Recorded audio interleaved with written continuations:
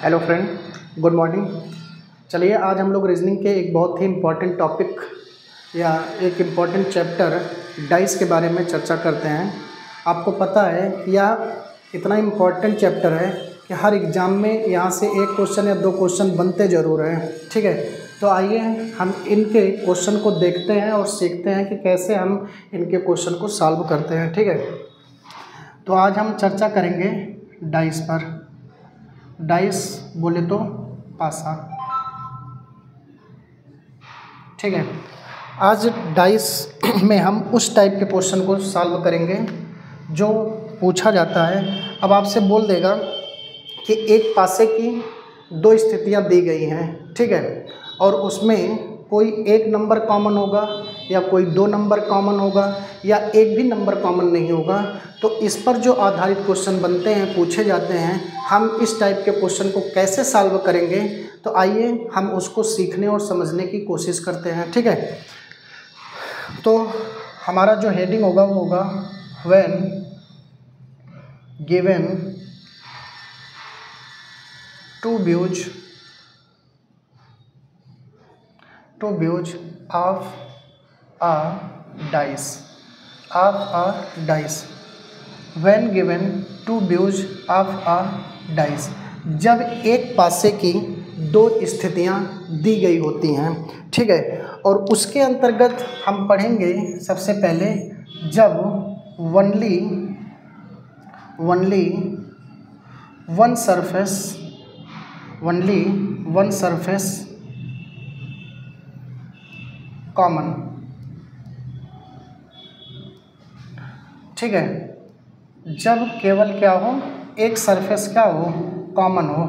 ठीक है, अब एक सरफेस कॉमन बेस्ड जो प्रॉब्लम होता है उनको हम कैसे सॉल्व करते हैं, आइए हम इसको सीखने का कोशिश करते हैं, सीखने का प्रयास करते हैं। अब जैसे मान लो कि एक ही पासा है और उस एक पासे को दो बार उछाला गया। कितनी बार उछाला गया मेरे दोस्त? दो बार उछाला गया। तो इसकी दो स्थितियां देखने को मिला। एक बार ये उछाला गया और दूसरी बार ये उछाला गया। ठीक है, याद रखिएगा पासा एक ही है, दो अलग अलग पासे नहीं है, पासा एक ही है, लेकिन इनको दो बार उछाला गया है। ठीक है, अब दो बार उछालने पर पहले में देखने को मिला कि यहाँ दो है, यहाँ तीन है, यहाँ चार है, और दूसरे में देखने को मिला यहाँ तीन है, यहाँ पाँच है, यहाँ छः है। ठीक है, अब क्या करता है, यहाँ एग्जामिनर आपसे अपोजिट पूछता है। क्या पूछता है मेरे दोस्त? अपोजिट पूछता है। तो आपको क्या करना है अपोजिट बताने के लिए? सबसे पहले आपको ये देखना होगा कि दोनों में कौन सा नंबर कॉमन है। ठीक है, तब आप कहोगे सर हमें तीन यहाँ भी देखने को मिला, हमें तीन यहाँ भी देखने को मिला। ठीक है, तो जो नंबर दोनों में कॉमन है उसी को लेकर हम एक बार पहले वाले में क्लॉकवाइज और एक बार दूसरे वाले में भी क्लॉकवाइज चल देंगे। ठीक है, लेकिन ध्यान रहे दोनों में क्लॉकवाइज चलेंगे। अगर हम पहले में भी एंटी क्लॉक चल रहे हैं तो दूसरे में भी एंटी क्लॉक चलेंगे।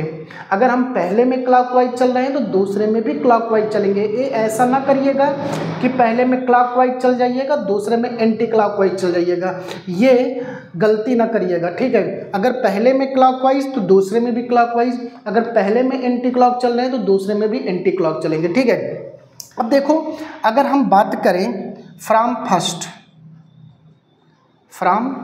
फर्स्ट, तो फर्स्ट से आप जब तीन से चल रहे हैं, तीन चार दो आया। अब अगर हम फ्रॉम सेकंड से देखें तो फ्रॉम सेकंड से आप देखेंगे तो आपको क्या देखने को मिला? 3 5 6। ठीक है, तो अब आप अपना आंसर तुरंत कर देंगे कि सर 2 का अपोजिट कौन होगा? 6, और 6 का अपोजिट कौन होगा? 2। 4 का अपोजिट होगा 5, 5 का अपोजिट क्या होगा? 4। अब मुद्दा ये है कि ये जो कॉमन है इसका अपोजिट क्या होगा? ठीक है, इसका अपोजिट क्या होगा? तो मेरे भाई मेरे दोस्त आपको मालूम है कि एक पासा जो है उस पर 1 से लेकर 6 तक के नंबर लिखे जाते हैं। अब आप देखेंगे कि 1 से लेकर 6 तक में कौन से नंबर दिखाई नहीं दे रहा है। तो आप ज़रा ध्यान से देखिएगा, 1 2 3 4 5 6, ये 6 नंबर लिखे जाते हैं। ठीक है, अब आप कहोगे सर 2 दिखाई दे रहा है तो 2 आंसर नहीं हो सकता, 6 दिखाई दे रहा है 6 आंसर नहीं हो सकता, 4 दिखाई दे रहा है 4 आंसर नहीं हो सकता, 5 दिखाई दे रहा है 5 आंसर नहीं हो सकता, 3 का स्वयं 3 नहीं हो सकता, तो कौन सा बचा? 1 बचा। तो 3 का अपोजिट कौन होगा?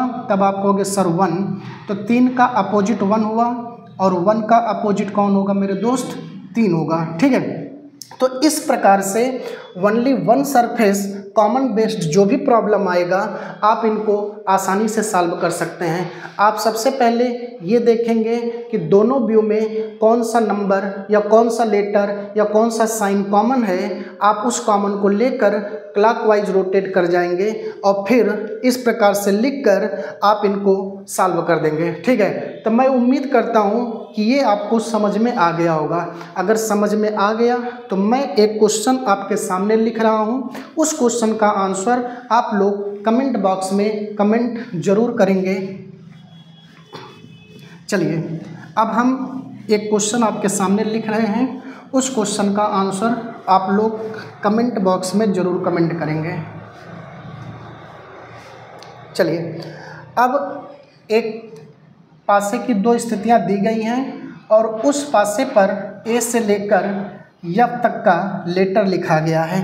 अब मान लो एक पासे को जब पहली बार उछाला गया तो ऐसी कुछ स्थिति आई, और जब दूसरी बार उछाला गया तो ऐसी स्थिति आई। ठीक है, अब इस पर हम ए से लेकर एफ तक के लेटर को किसी न किसी तरीके से लिख दे रहे हैं, ए एफ बी। ठीक है, और उसके बाद यहाँ बी सी डी। ठीक है, अब आपको क्या करना है? अब आपको अपोजिट बताना है। किसका किसका? तो सबका अपोजिट आप बता दीजिएगा। बी का अपोजिट क्या होगा, सी का अपोजिट क्या होगा, ए का अपोजिट क्या होगा, डी का अपोजिट क्या होगा, ई का अपोजिट क्या होगा, और एफ का अपोजिट क्या होगा। सभी का अपोजिट आप लोग कमेंट बॉक्स में कमेंट करेंगे। ठीक है, तो हम उम्मीद करते हैं कि आप इसका आंसर ज़रूर करेंगे। Okay, thank you, bye bye.